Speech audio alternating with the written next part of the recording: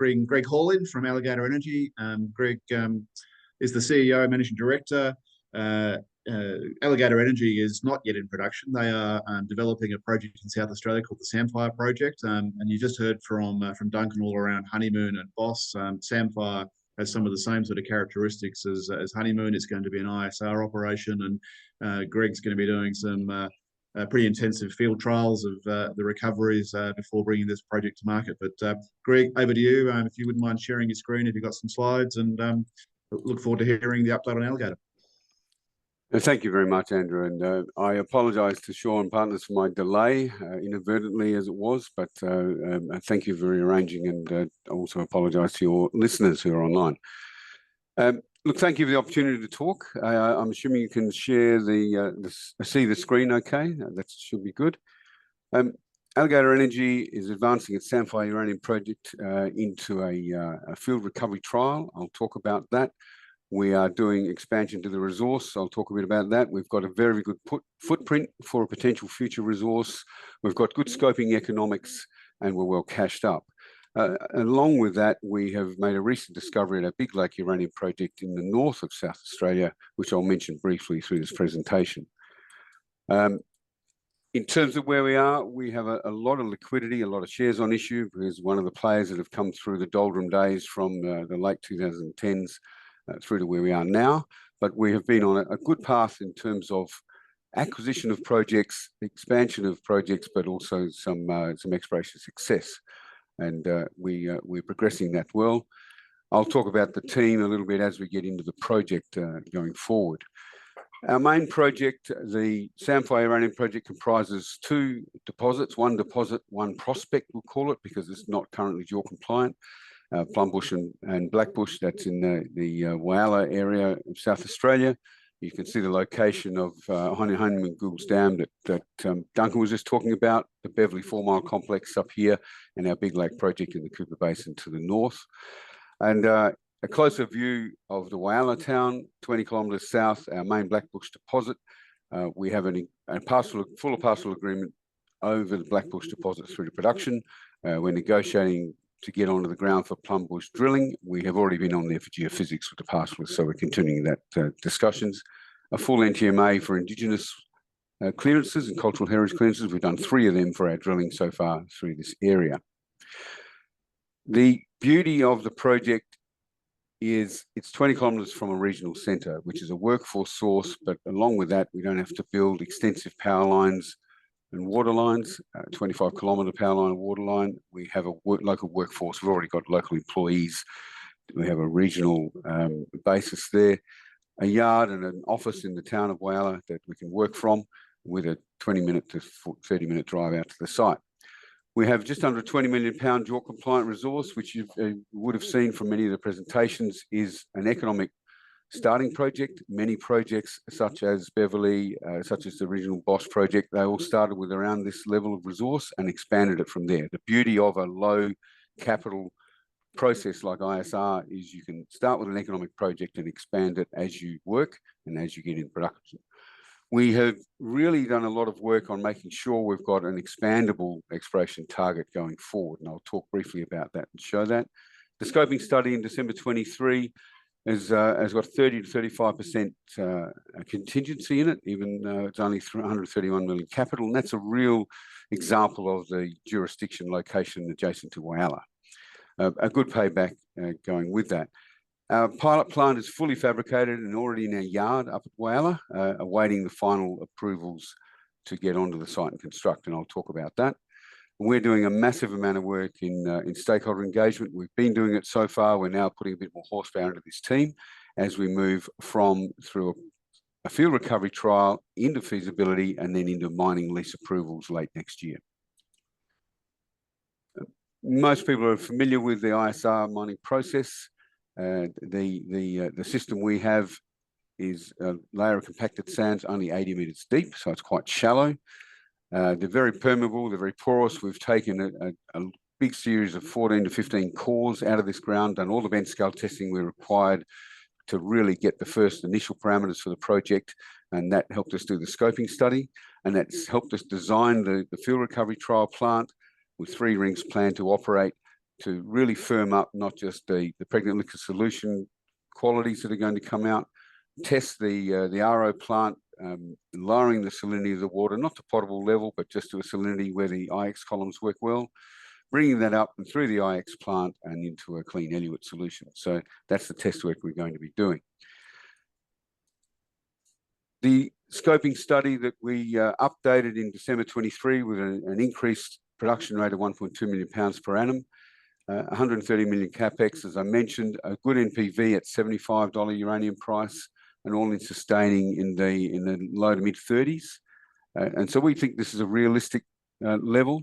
One thing I will mention here is the team that we have on board with Andrea Marsland-Smith as our Chief Operating Officer, who's been, well, probably a total of 17 years with Heathgate Resources that ran the 4 Mile and Beverley complex.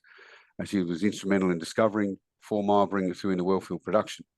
And so she has now recruited a full ISR production experience team under her, with a principal geologist, a senior hydrogeologist, who are the mining engineers of this method of mining, as you would have heard before. And we have a project manager for the field trial. We have an environmental manager recruiting a full-time engagement manager now, and a principal chemist who's operated also through the plant system at Beverley. So we have a realistic approach to what we believe the costs and timing will be here. We know it's not quick, and I agree with Duncan, new production will come on, but it will be slower than anticipated. We have been slower than anticipated already. So we've got a good level of scoping study. We've got an expanded footprint, which I'll talk about. And we're also now looking to expand our Blackbush deposit. So this is the Blackbush resource as it stands. The blue is inferred, the red or pink is indicated. We have lifted this already once. We're now exploring some of these historical intersections out to the east. These were all drilled by Uranium SAs up to about 2010. All of them are above cutoff grade. So we're really looking at where the roll fronts move into these. And we've already found some extensions to these. Not all of these will become roll fronts. As most people know, you can have areas of uranium which don't link together into production level, but certainly there's plenty of smoke out there. We have extended to the west. We put some information out from our drilling earlier this year, and we're now drilling down to the south here. So we'll have an updated resource out in December, January on the Blackbush deposit. We expanded our footprint. This is the paleochannels at 80 to 90 meters depth that lie underneath our tenements. This is the Blackbush deposit. It's really about 7 to 8% of the known channels. When we did our exploration target range over here, 14 to 75 million pound target range on top of what we have at Blackbush, we only allowed for those channels in this top part which have mineralization in them, which is really only about 35 to 40%. None of the other channels had any drilling. So we really have been conservative in that estimate. We know that Plumbush will come into resource category. We've seen the continuity. We need to close up the spacing. This was interesting. There were high grade and reasonable grade hits of uranium to the south in this tenement that we acquired off Stellar Resources. And as we did the ground gravity and picked up the channels, lo and behold, they're pretty well all sitting in the channels, which is expected. So we really have, due to the contrasting nature of our sediments sitting on top of the granites, the source of uranium, we have enough contrast to do paleochannel mapping using ground gravity. And with our drilling work intensely around Blackbush, we've matched that up to where the channels actually are. Got a good scoping study and expandable resource. The next step was to spend the cash that we've raised on a field recovery trial. So the plant's fabricated. I'll talk about that in a moment. The field recovery trial is intended to be a series of rings, 3 of them, operating for a period of 4 to 6 weeks each. They are smaller than planned production rings because we're not trying to test the permeability porosity. We know that well. We're trying to test the chemistry. So we want to see with 10-meter radius rings how the chemistry flows up, how the pregnant liquid solution picks up, and how it curves down, because that tells you how many future rings you're going to need in well fields for production, for required production going forward. We operate through the plant to 1 ring. We use the RO plant to lower the salinity in the field, then circulate within that, bring the pregnant liquid solution back into the IX columns and load them, unload them into a clean eluate and into tanks. And then we run the second one, then we run a third one. And they're spread about 1 kilometre around the main Blackbush resource, which is through here. The fabrication of the pilot plant was, in fact, we slowed it down a little in the early part of the year because the approvals process to get the retention lease approved took longer. And we have that fully fabricated. We have the well house, we have the pumps, tanks, skids, everything we need, all containerized and up on site in our yard in Whyalla that sits there. The layout is simple, but we have to operate it like a small uranium mine. It has to have a clean, dirty side. We have to operate this such that we're testing, putting procedures in place that the department's comfortable with, that we're running a process right through from uranium coming up in the pregnant solution, into the IX columns, coming through the IX columns and into the eluate tanks here. We don't need to take this volume right through into calcined uranium.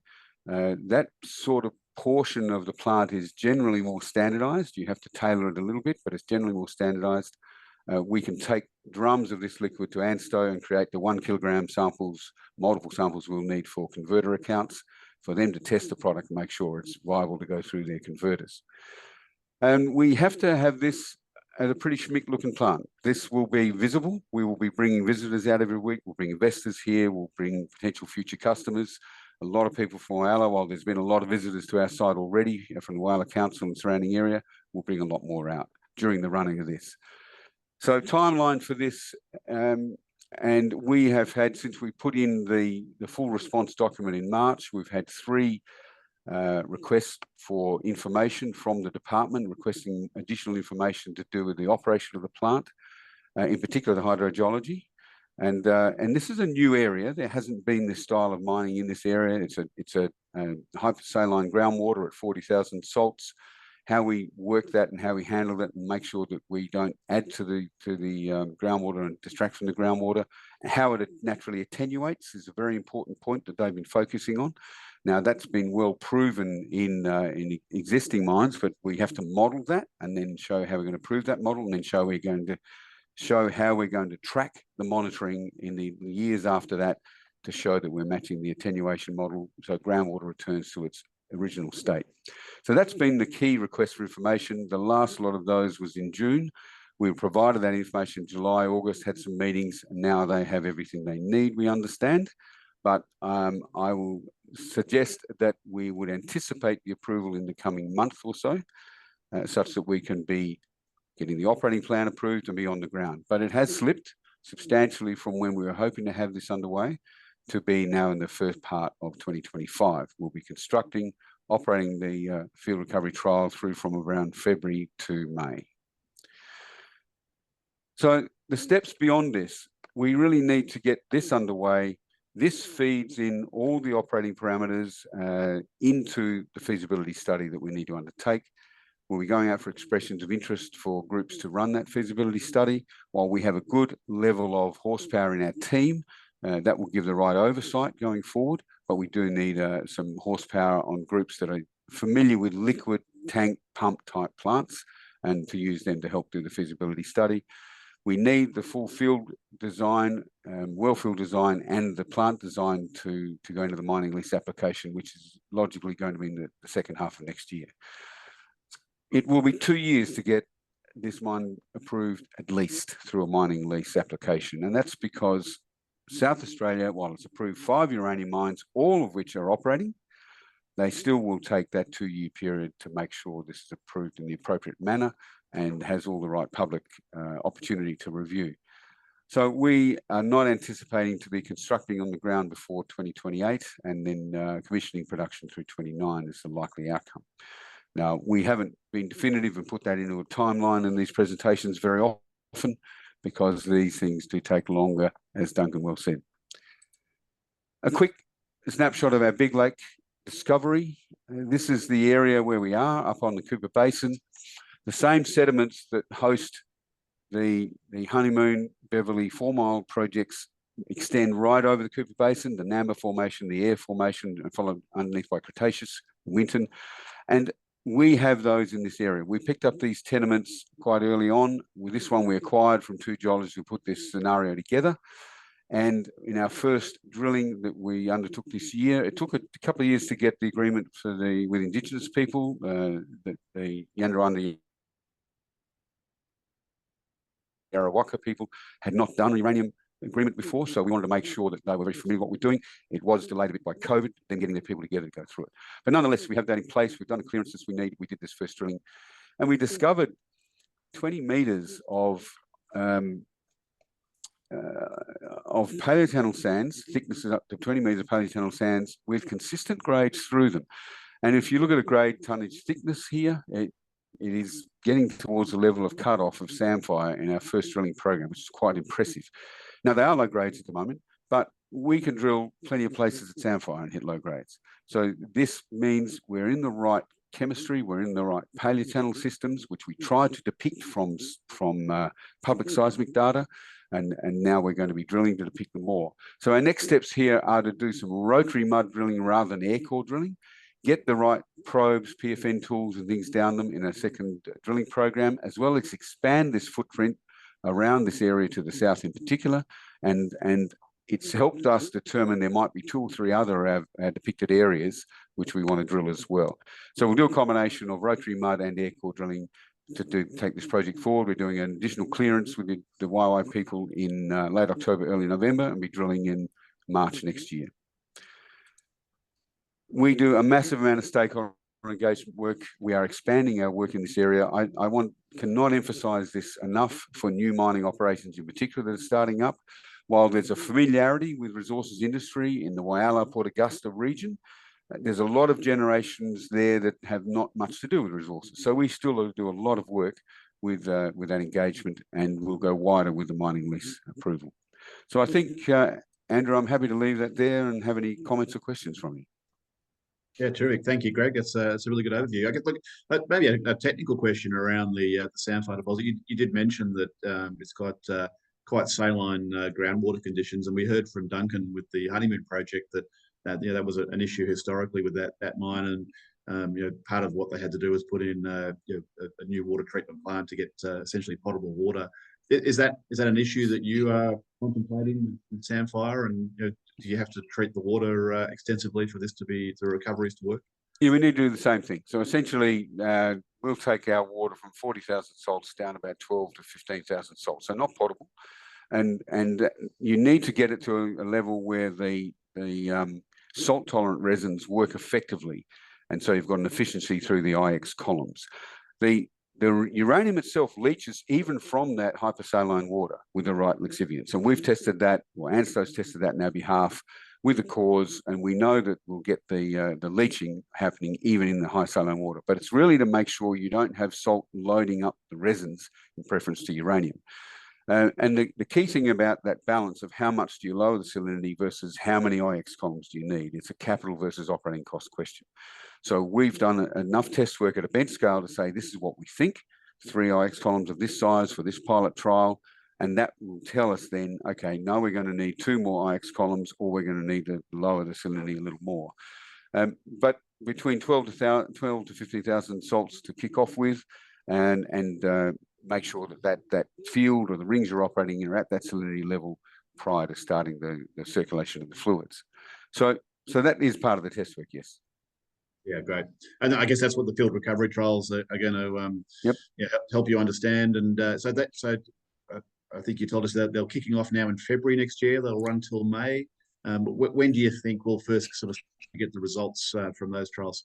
Well, everything in an ISR plant is either inline analysis, or we have a containerized laboratory on site.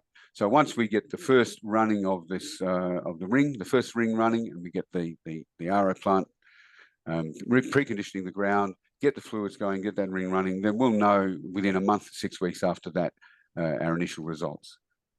Okay, great. Well, we look forward to those results, Greg. I guess we're all exciting new potential project in the Australian context, and those field recovery trials will be something I'm sure the investor base will be watching extremely closely. So thank you so much for giving us the update today, and look forward to following your progress.